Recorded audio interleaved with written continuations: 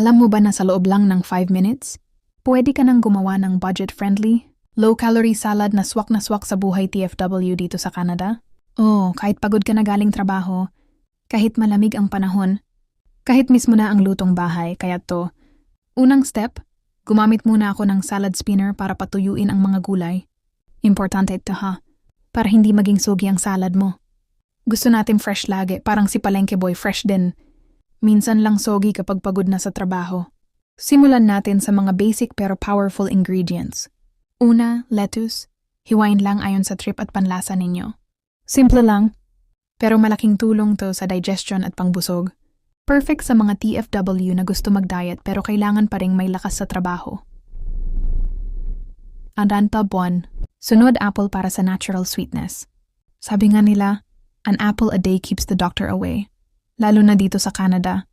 Mahal magkasakit mga kapalengke. Hiwa-hiwain lang, walang arte. Siyempre, hindi mawawala ang bawang. Naglagay ako ng 5 cloves, tinadtad ng pino. Bakit 5? Kasi masarap, healthy, and panglamni sa lamig ng panahon at stress ng buhay abroad.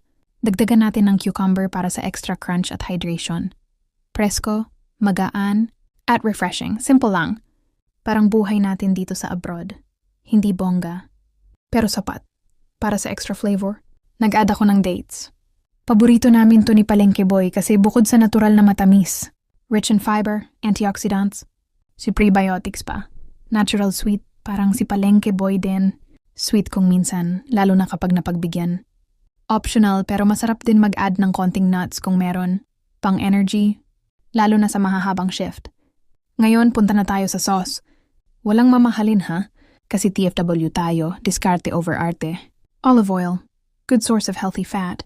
Fresh lemon juice, pang vitamin C at pang tanggal umay. Pepper, konti lang para sa lasa.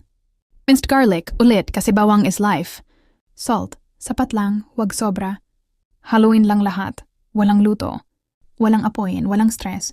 In just 5 minutes, may salad ka na, pwedeng pang baon, pang diet, o pang reset pagkatapos ng mahabang oras ng trabaho. Bilang isang TFW, natutunan ko na hindi na kailangan ng bonggang ingredients para maging healthy at masaya. Minsan, kung ano lang ang nasa ref, kapag hinaluan mo ng tiyaga, diskarte, at pasasalamat, nagiging sapat.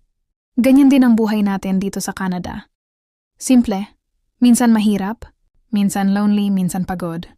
Pero kapag marunong kang maghalo ng tamang attitude, sipag at pananampalataya, nagiging masarap pa rin ang buhay. Gumagaan lahat ng mabigat, basta tama ang diskarte at pananalig sa may taas. Kung may natutunan ka today,